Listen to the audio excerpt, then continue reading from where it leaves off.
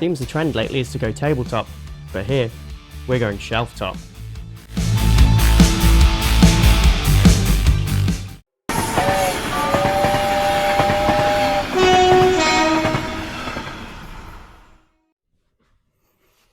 Hello, and welcome to Rob's Rails. This is a first being in front of the camera, and before anybody says it, yes, I know the shelf is currently tabletop.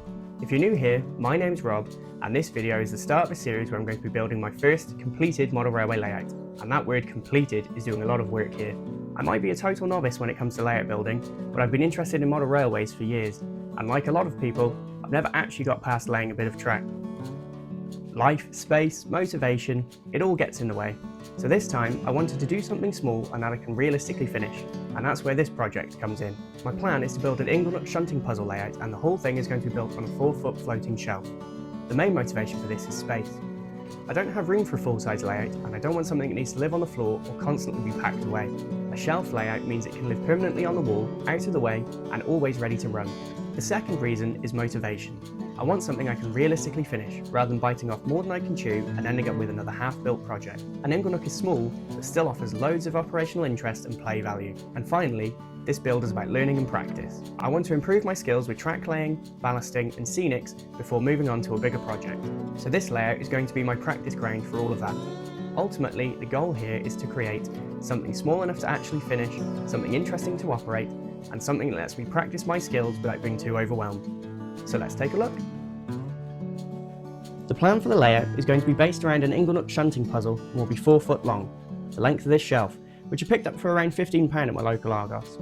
I'm going to keep wiring simple, using DC control and 2 wires, as I'm only going to have 1 loco in operation when shunting, and operate the points manually, either by hand or using wiring tube.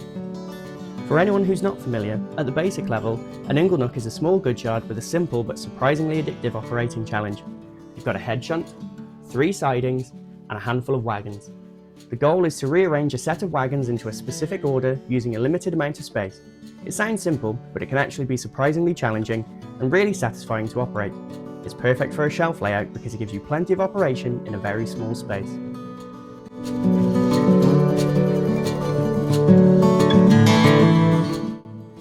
The theme is something I'm really looking forward to.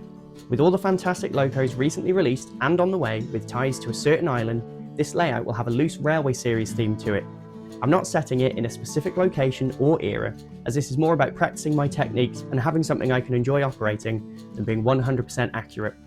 Think small goods yard somewhere that could exist but isn't tied to a particular place or time. That gives me a lot of freedom and probably means I'll make fewer mistakes that haunt me forever. It also means I can apply rule 1 and run whatever I like.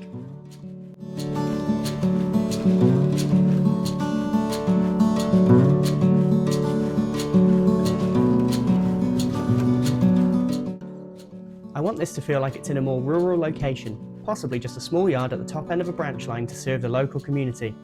I'm going to place a bridge over this end of the layout to create a sense of world building beyond and raise the ground level a bit, just so everything isn't completely flat. And I've also got some little buildings to place around the yard. One thing I'd like some input and advice on is where to place some of these. Does the signal box make sense? And if so, where would be the best position for it? Where could a yard office or shunter's mess go? Once I've built it, of course. As well as a lamp hut. If you've got any ideas, suggestions or examples you think would work well, please drop them in the comments below. I'd love to hear your thoughts and possibly get your ideas involved in the build.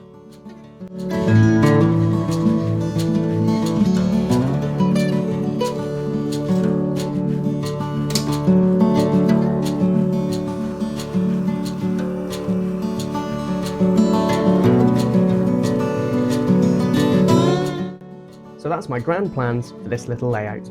This whole series is about actually finishing a layout, learning as I go, and enjoying the process.